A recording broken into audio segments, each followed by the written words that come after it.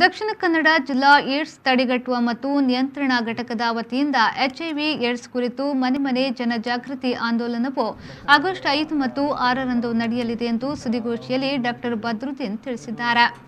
ಮಂಗಳೂರಿನ ಪ್ರೆಸ್ ಕ್ಲಬ್ನಲ್ಲಿ ಸುದ್ದಿಗೋಷ್ಠಿ ನಡೆಸಿ ಮಾತನಾಡಿದ ಅವರು, ಬೆಳ್ತಂಗಡಿಯಲ್ಲಿ ಆಂದೋಲನದ ಕಾರ್ಯಕ್ರಮ ಉದ್ಘಾಟನೆಗೊಂಡಿದೆ.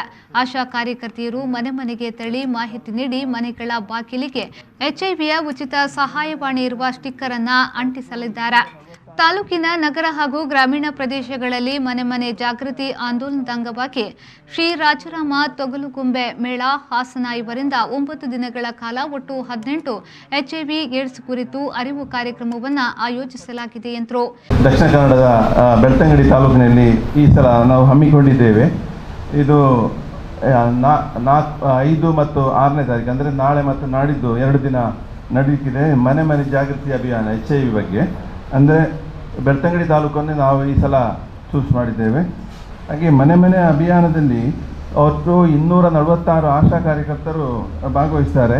ಅಂದರೆ 2,66,589 ಜನಸಂಖ್ಯೆಗೆ ಅಂದರೆ 60,693 ಮನೆಗಳನ್ನು ಕವರ್ ಮಾಡಲಿಕ್ಕೆ 12 ವರ್ಷದ ಒಳಗೆ ಮೇಲ್ಪಟ್ಟ ಮನೆಯವರಿಗೆ ಸ್ಟಿಕ್ಕರ್ ಅಂದರೆ 1097 ಸಂಖ್ಯೆ ಸಹಾಯವಾಣಿ ಇರುವಂಥ ಸ್ಟಿಕ್ಕರನ್ನು ಅಂಟಿಸಿ ಅವರಿಗೆ ಮಾಹಿತಿ ಒಂದು ಪಾಂಪ್ಲೆಟನ್ನು ಕೊಟ್ಟು ನಾವು ನಾಳೆಯಿಂದ ಶುರು ಮಾಡ್ತಾ ಇದ್ದೇವೆ.